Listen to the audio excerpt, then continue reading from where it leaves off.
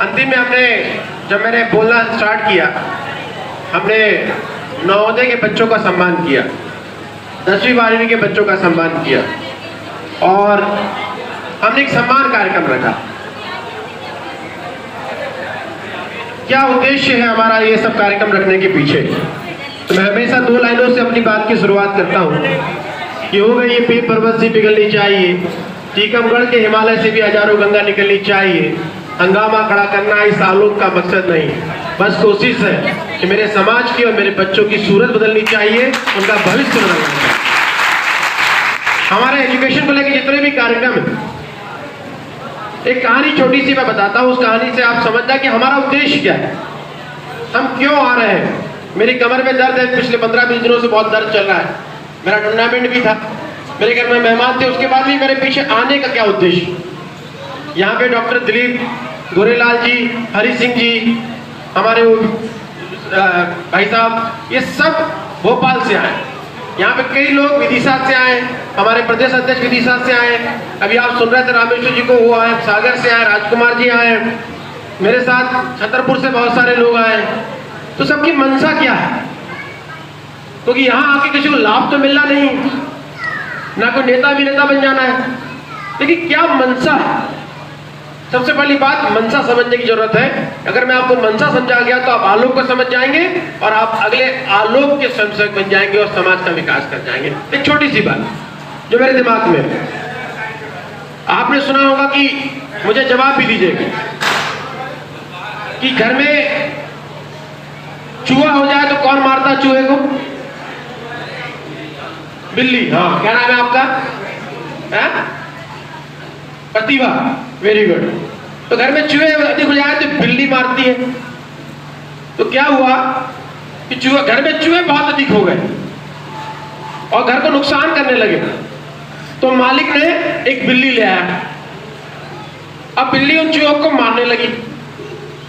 अब इससे चूहों में आतंक, तो चूहों की अपनी कमेटी बैठी और बोला कि भाई क्या करें कि इस बिल्ली से मुक्ति मिले, मतलब इस विपदा से मुक्ति मिले।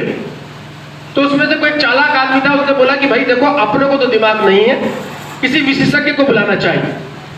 अबे मान लो कि जैसे जबलपुर से आपने मुझे विशेषज्ञ के रूप में बुलाया, एक विशेषज्ञ आया, उसने सभी चूहों ने बोला कि साहब ऐसी ऐसी बात हो गई, हमारी संख्या अधिक बढ़ गई। तो मालिक ने एक बिल्ला ला दिया और बिल्ला हम सबको मार रहा, बचे कैसे? तो विशेषज्ञ ने बताया कि बिल्ले के गले में घंटी बांध दो, जैसी आएगा हल्ला होगा तो भाग जाना, तुम बच जाओगे, मरोगे नहीं। सभी लोग बड़े खुश हुए, तालियां बजी, उसको पैसे दिए गए, वो जाने लगा।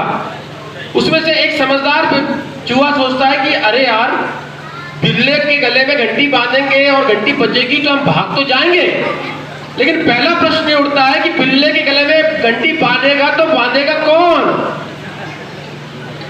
तो उससे दोबारा बोला गया, भैया रुक जा। बोले आपने बता तो दिया कि बिल्ले के गले में घंटी बांधेंगे, घंटी बजेगी तो हम बच जाएंगे, लेकिन मूल प्रश्न का उत्तर तो आज भी नहीं मिला कि बिल्ले के गले में घंटी बांधेगा तो बांधेगा कौन। यही प्रश्न समाज के साथ था कि समाज के बारे में सब कहते थे पिछड़ा है, घुटने में दिमाग है, आपस में लड़ता रहता है, ईर्ष्या करता है, जलन करता है, सब करता है, और सब कहते समाज सुधरना चाहिए, सुधरना चाहिए, सुधरना चाहिए। तो बस हमने वही कहानी से शिक्षा ली कि अगर समाज को सुधारना है तो बिल्ले के गले में घंटी बांधना पड़ेगा। तो घंटी बांधेगा कौन? तो बांधेगा आलोक। इसीलिए इसका निर्माण किया गया। हमेशा समाज का वरिष्ठ वर्ग, पढ़ा लिखा वर्ग, समझदार वर्ग, जैसे इसको नौकरी लगती है, अपने काम में आता है, सुबह 11 बजे अपने घर में स्टार्ट करता है, शाम को 5 बजे घर आता है, उसको किसी से मतलब नहीं है, ना क्षेत्र से मतलब है, ना जिले से मतलब है, ना देश से मतलब, समाज से मतलब है, उसको तनख्वाह से मतलब। और पूरा ज्ञान, जिले में किसी ने काम किया, किसी ने न्यायालय में काम किया, किसी ने कलेक्ट्रेट में काम किया, किसी ने पुलिस में काम किया, किसी ने हमारे जैसे टैक्स में काम किया, किसी ने और कहीं काम किया, प्राइवेट सेक्टर में काम किया, कई जगह काम किया। अनुभव तो उनके पास है कि बच्चे आगे कैसे जाए। अब समाज आगे निकलेगा तो कैसे निकलेगा? स्वाभाविक सी बात है कि समाज का जो अगला पेड़ जब बड़ा होगा और वो आगे बढ़ेगा तो समाज आगे निकलेगा, देश आगे निकलेगा। लेकिन इनको आगे निकलने के लिए एक मार्गदर्शन की आवश्यकता है। अगर मैं आपसे कहूं कि एक बाल्टी पानी लीजिए और फेंक दीजिए तो शायद वो पानी यहीं पे सूख जाए, लेकिन मैं कहूं कि उस पानी में एक लाइन बना दीजिए और धीरे धीरे डालिए तो पानी की लाइन हो सकता है बहुत लंबी तक चले जाए। तो आलोक ने केवल वही काम कर रहा है बच्चों, तुम्हारे लिए वो लाइन बना रहा है जिससे तुम 10वीं 12वीं के बाद फैलो मत, खराब मत हो, तुम्हारी लाइन वहां तक जाए जहां तक तुमने निर्धारित किया टारगेट का। यह आलोक अधिकारी कर्मचारियों का संगठन है, अधिकारी कर्मचारियों का संगठन है। और अधिकारी कर्मचारी जिस क्षेत्र से आते हैं वो एजुकेशन से शिक्षा प्राप्त करके आते हैं, तो हमारा मानना है कि अगर वो इस दिशा में काम करें तो समाज का, क्षेत्र का, देश का बच्चे को मार्गदर्शन मिलेगा। वो डॉक्टर कैसे बना, वो इंजीनियर कैसे बना, वो कलेक्ट्रेट कैसे बना, वो पीएससी कैसे निकाला, वो पुलिस वाला कैसे बना, वो वकील कैसे बना, वो प्राइवेट सेक्टर में कैसे गया, उसने खेला कैसे, उसने गाना कैसे गाया, वो डांस किया, डांस में कैसे गया। जब कोई एक्सपीरियंस पर्सन, मेरा एक वीडियो है यूट्यूब पे, गुरु बनाओ, कि आपके जीवन की सफलता तब तक संभव नहीं है, तेज नहीं है, हजारों में एक निकल जाएगा, लेकिन हजारों में अधिकतम लोगों को निकलना है तो जो पहले से निकला हुआ है अगर वो मार्गदर्शन देना चालू कर दे तो आपको कोई रोक नहीं पाएगा, आपको कोई टोक नहीं पाएगा। और समाज का विकास किसी और चीज पर निर्भर नहीं है बेटा। मैं वही 4 लाइनें हमेशा कहता हूं समाज के लिए कि अपना जमीन अपना आसमान पैदा कर, अरे हो सके तो अपना विश्वास पैदा कर। मांगने से कहां मिलती है शोहरतें, तू तो अपनी मेहनत से अपना इतिहास पैदा कर। आपकी मेहनत के बिना आपके इतिहास को लिखने वाला कोई नहीं। आपको मेहनत करना पड़ेगा, आपको काम करना पड़ेगा। अब हमने चिंतन किया, हम सब बैठे, अधिकारी कर्मचारी लोग बैठे, करें क्या, ऐसा क्या करें जिससे समाज में, क्षेत्र में, देश में ताजगी आए, गर्मी आए, आगे बढ़े। हमने अध्ययन किया कि हमारा समाज, हमारे लोग, हमारे गांव के, शायद देश के लोग कितने, 90% लोग आज भी गांव में रहते हैं। समाज के 95% लोग आज भी गांव में रहते हैं, किसानी करते हैं। तो किसान के खेत में क्या सोना उग रहा है क्या गुलाबी रंग के कागज उग रहे हैं क्या? 2000 के नोट तो बंद हो गया, अब तो कौन सा कलर आ गया, भटिया, कौन सा 500 के नोट में कौन सा कलर होता है, वो कलर भी नहीं मालूम, बड़ा अजीब सा कलर है। वो भी उगते नहीं है, सोना उगता नहीं, हीरा उगता नहीं, मोती उगता नहीं, नोट उगते नहीं। तो फिर क्या हो कि हमारा बच्चा आगे निकले, क्या हो कि हमारा किसान, अब वो समय नहीं आ गया, आपने नहीं देखा होगा कि किसान, बड़ा किसान भी अपने बेटे को IIT कराने भिजवा पाए, नीट की तैयारी करने कोटा भिजवा पाए, IAS की तैयारी करने दिल्ली भिजवा पाए, PCS की तैयारी करने इंदौर भिजवा पाए।